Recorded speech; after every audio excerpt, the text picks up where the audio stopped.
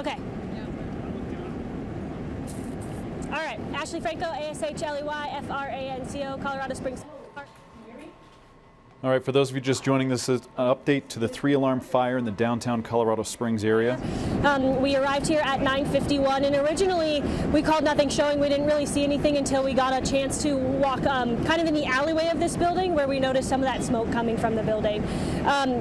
We did end up calling a second alarm initially just because of the way that the fire was traveling. So the way that these buildings are built, there's some voids in between the floors. So if you imagine the ceiling to floor 1, the baseboards to floor 2, the fire was kind of in between those. So it's going to travel, makes it a little bit difficult for us to fight. So we call that overhaul, basically going in and looking for any of those hot spots between the walls and in the ceilings.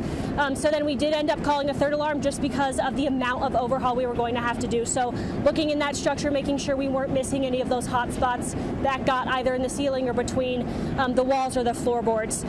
We do have about 65 CSFD personnel on scene right now. To give you kind of a little bit of understanding, we staff 127 sworn firefighters every day. So the majority of our firefighters are on scene right now. So we did go on modified dispatch, so we're responding to those more emergent calls just since everyone is here.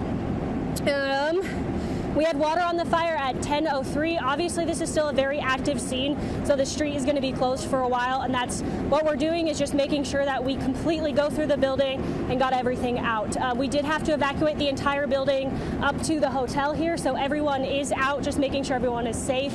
The bottom businesses have smoke damage, and the top businesses have their kind of offices up there, and they have a significant smoke damage.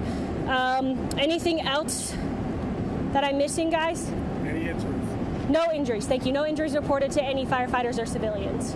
So all of the businesses on the bottom, like Icons, the UPS store, Jerusalem Cafe, those all have smoke damage? Yes. Okay. And they were all evacuated, so they're not going to be able to go back in for a little while. Have the business owners been notified?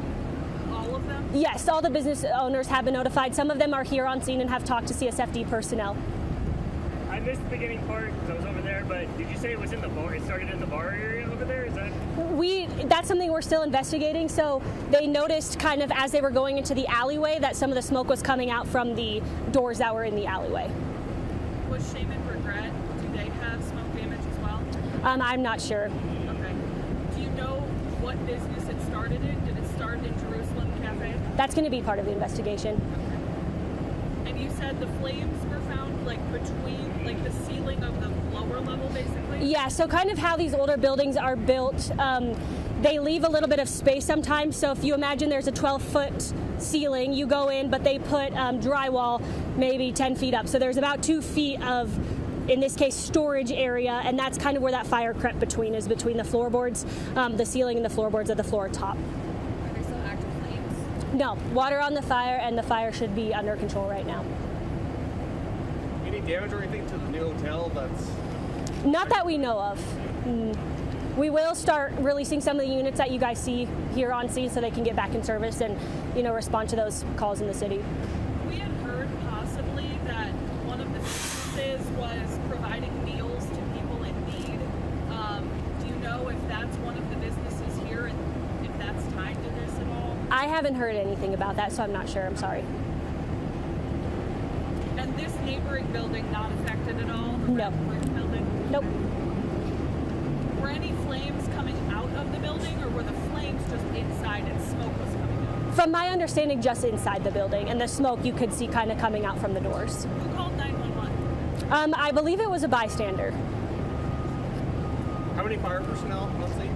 We have, hold on, let me make sure I have the right number. 65. And we staff 127 sworn a day.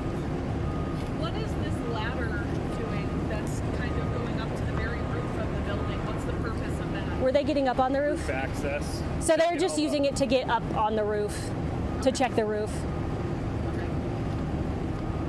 And the whole second level is offices? Yes. Any injuries? No injuries reported. All right, those of you just joining us on KKTV.com or the KKTV 11 Facebook page, I'm Tony Keith, the digital content manager and 11 News at 9 anchor with an 11 breaking news alert. We got an update. Speaking right now is a spokesperson for the Colorado Springs Fire Department, Ashley Franco.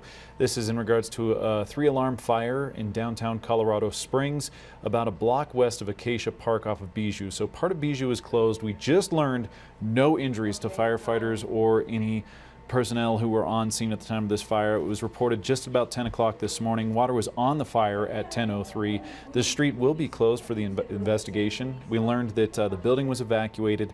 Bottom businesses impacted by this fire have smoke damages. The top businesses, all offices, really bad smoke damage. So just wanted to provide those updates real fast. We're getting a lot of questions just about the firefighter response right now. Let's listen back into Ashley Franco. But I wouldn't say it's as bad as a fire coming through, and you know, obviously there's differences, right? How many fire hydrants are you using to pull water right now? Oof. I don't know how many hydrants are we using right now? Do you know? We're getting into particulars with the questions right now, so I'm going to be ending this stream here pretty soon. We're going to have a live report for you on 11 News at noon. Our reporter Melissa Henry is at the scene. This is a look at the scene about